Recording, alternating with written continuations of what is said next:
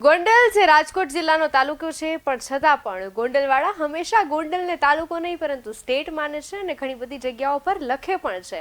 આજના યુવાનો જે ગોંડલમાં રહે છે એવું લખીને મૂકે છે સોશિયલ મીડિયા ઉપર કે ગોંડલ સ્ટેટ। ખબર નથી કે એ સુવર્ણ ભૂતકાળ વિશે જાણતા હશે કે નહીં, પરંતુ કદાચ જે નગર યાત્રા નીકળી ગોંડલના 17મા રાજવીનો રાજ્યાભિષેક દબદબાભેર યોજાયો અને સૌરાષ્ટ્ર કચ્છના રજવાડાઓની હાજરીમાં તિલક વિધિ કરાઈ। હાથી, ઘોડા, બગી તથા વિન્ટેજ કારના કાફલા સાથે નગર યાત્રા નીકળી એ જોઈને ફરીથી એ વાત યાદ આવી ગઈ કે રજવાડું જોવું હોય તો ગોંડલ આવો, શાહી ઠાઠ જોવો હોય તો ગોંડલ આવો। ન કોઈ આજના જમાના મુજબના ફેશન ફતવા, પરંતુ રજવાડી રાજશાહીના દર્શન આખા ગોંડલ શહેરે કર્યા।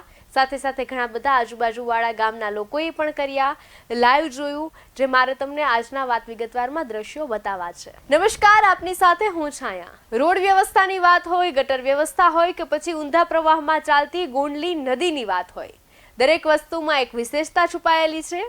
ગોંડલના લોકો હજુ પણ પોતાના રાજા રજવાડાઓથી ખુશ છે। કદાચ તમે ગોંડલ ગયા હશો તો તમને ખબર હશે કે ત્યાં સુંદર મજાના રાજા મહારાજાના મહેલો પણ આવેલા છે, જેમાં નવલખા પેલેસ ગોંડલનો સૌથી જૂનો અને હયાત મહેલ છે, જે 17મી સદીનો છે। આવા તો ઘણા બધા પેલેસ છે, પરંતુ તેની વાત કરતા પહેલા વાત કરવી છે 22 જાન્યુઆરીના રોજ થયેલ રાજ્યાભિષેક। વાત કરતા પહેલા થોડા દ્રશ્યો તમને બતાવી દઉં, જે જોઈને તમને કદાચ એવું લાગશે કે આ ફિલ્મના દ્રશ્યો છે, પણ આ કોઈ શૂટિંગ માટે ઊભી કરાયેલ વસ્તુ નથી, આ અસલી રજવાડી ઠાઠ છે। જોઈએ તેમના થોડા દ્રશ્યો।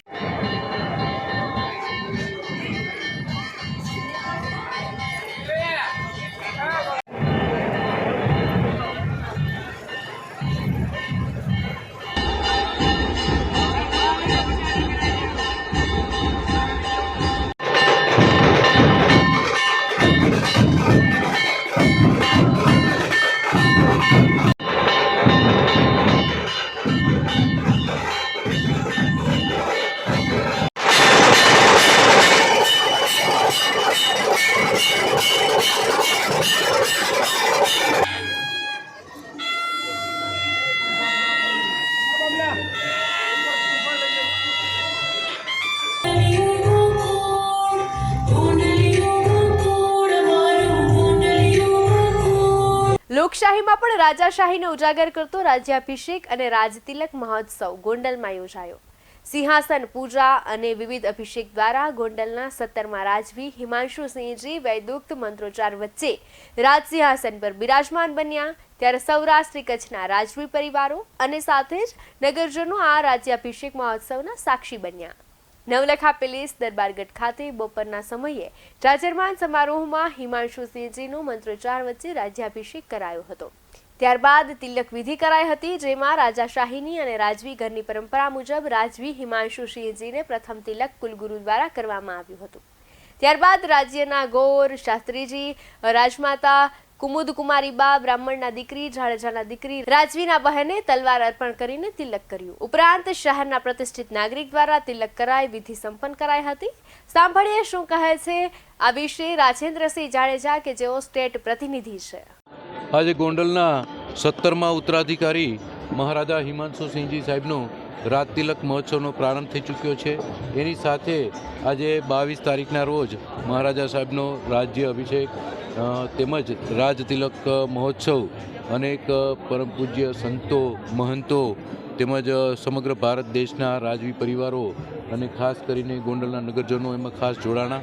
આ સાથે જ્યારે તિલક કાર્ય પૂર્ણ થયા પછી અને મહારાજા સાહેબ તરીકે પ્રસ્થાપિત થયા પછી પોતાની નગર યાત્રાની પણ ભવ્યતાથી આપણે ગોંડલના પૂરા સમગ્ર શહેરની અંદર ફરી અને લોકોએ ખૂબ જ સમર્થન આપ્યું છે।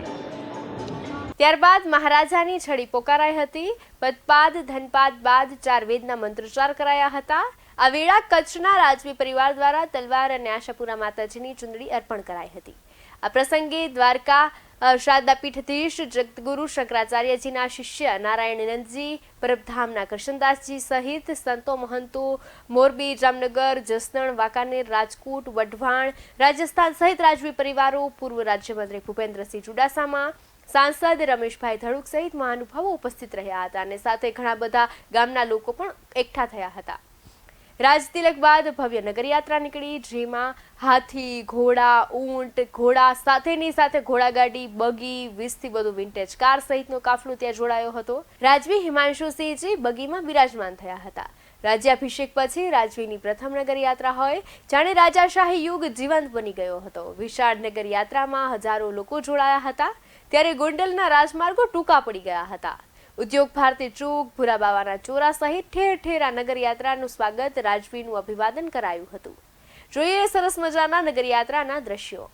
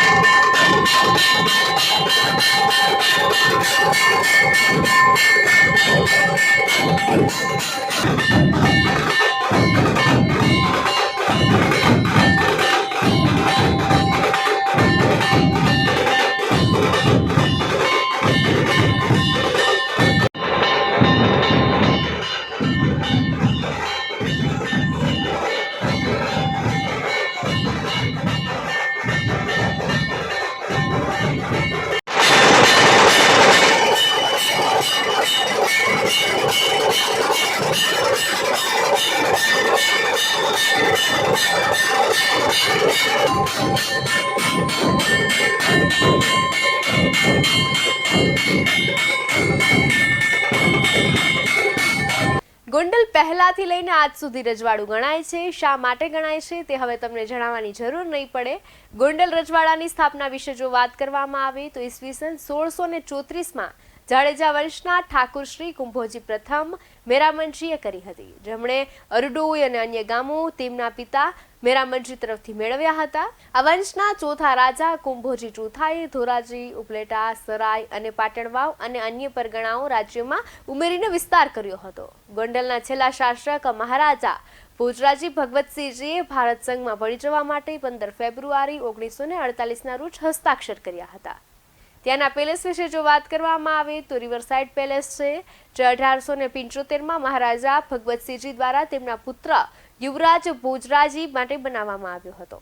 તેમાં લોન, બગીચાઓ, શેન્ડલિયર, એન્ટિક લાકડાઓના ફર્નિચર અને સોફા સાથે લાક્ષણિક વસાહતી શૈલીમાં સજ્જ એક લિવિંગ રૂમ અને મણકા, પિત્તળના વાસણો અને પેઇન્ટિંગ્સથી શણગારવામાં આવેલા ભારતીય રૂમ છે. આ મહેલ હવે હેરિટેજ હોટેલ બની ગયો છે. હુઝુર પેલેસ વર્તમાન શાહી નિવાસ સ્થાન છે. આ મહેલની એક પાંખ, જેને ઓરજાડ પેલેસ કહેવાય છે, તે લોકો માટે ખુલ્લો છે. 19મી સદીના અંતમાં મહારાજાઓના મહેમાનોને હોસ્ટ કરવા માટે હુઝુર પેલેસના જોડાણ તરીકે તેને બનાવવામાં આવ્યો હતો. મહેલની આસપાસના ફળો, બગીચા, લોન અને એ ઉપરથી મિલકતનું નામ પડ્યું. વરકટ પેલેસને 1930માં 1940ના દાયકાના આર્ટ ડેકો ફર્નિચર, પ્રાચીન વસ્તુઓ ઘણી બધી છે ત્યાં, અને હસ્તકલાથી શણગારેલી 7 રૂમની હેરિટેજ હોટલમાં રૂપાંતરિત કરવામાં આવ્યું હતું. બગીચામાં ઘણા બધા પ્રકારના પક્ષીઓ પણ તમને ત્યાં જોવા મળી શકે છે, જેમાં મોરની મોટી વસ્તી છે. લઘુચિત્રોનો રૂમ એ લઘુચિત્રો, પિત્તળ અને ફર્નિચરના સંગ્રહ સાથેની બેઠક ખંડ છે.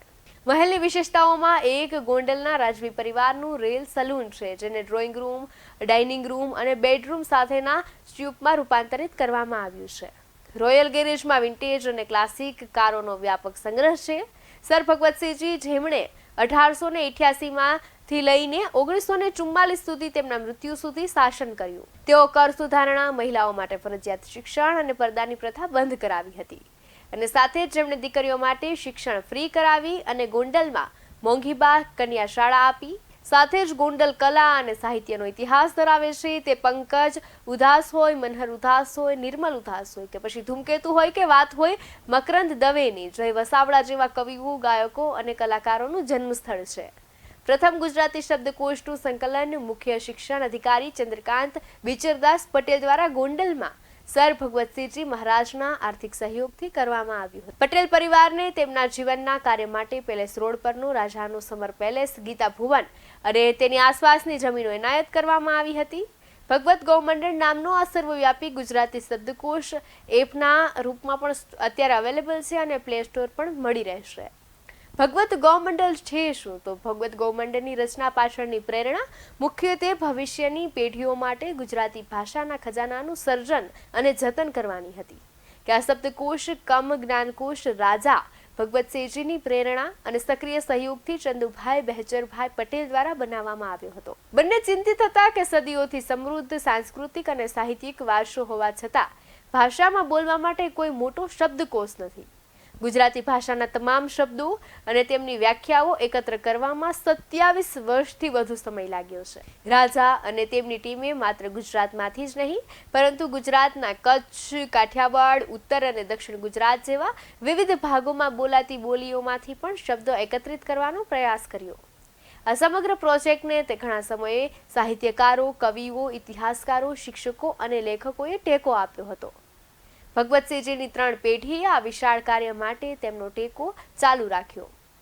ત્યારબાદ જો તેની વિશેષતાઓ વિશે વાત કરીએ તો ભગવદ ગૌમંડળનું નોંધપાત્ર અને અનોખું પાસું એ છે કે તે માત્ર શબ્દોની જોડણી, વ્યાકરણ, ઉપયોગ અને અર્થોની યાદી જ નથી આપતું, પરંતુ ઐતિહાસિક તથ્યો અને આંકડાઓ, આકૃતિઓ, અન્ય શબ્દોમાં ક્રોસ રેફરન્સ અને મૂળ ઇતિહાસ જ્યાં પણ લાગુ પડતું હોય ત્યાં પ્રદાન કરે છે.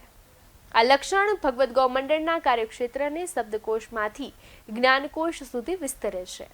બીજી રસપ્રદ વિશેષતા એ છે કે ભગવદ ગૌમંડળ જ્ઞાનકોશની રચનાના સમય સુધીના પ્રખ્યાત લોકોના જીવન અને યોગદાનનું વર્ણન કરે છે.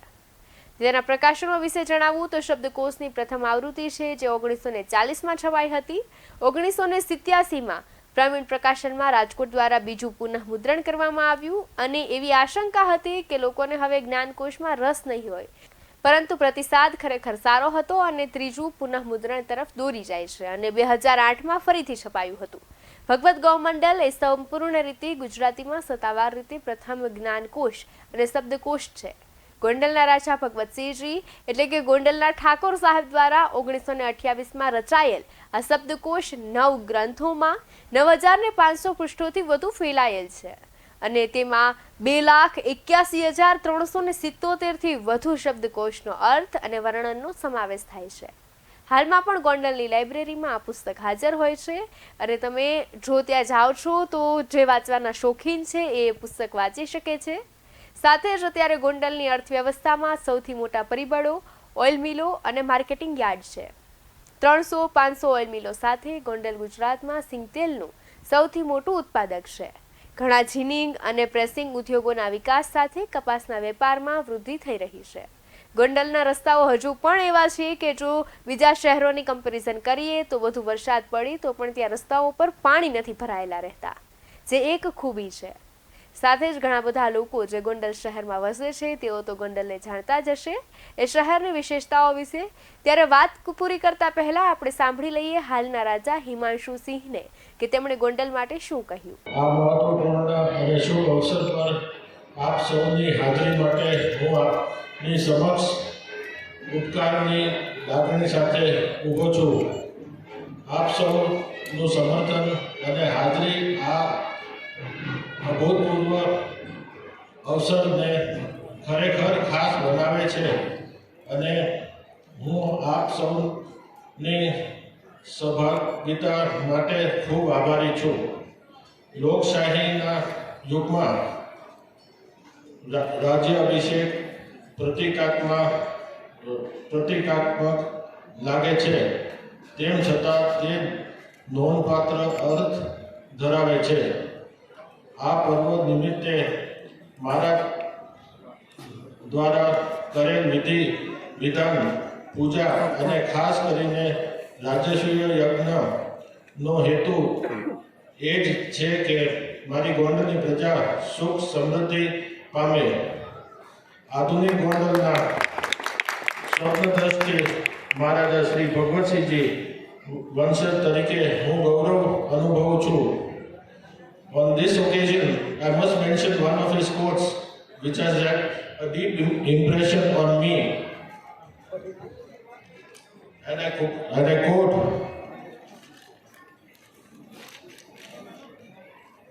"To my mind, there can be no greater or truer happiness for a ruler than the assurance that he has placed in the hearts of his people."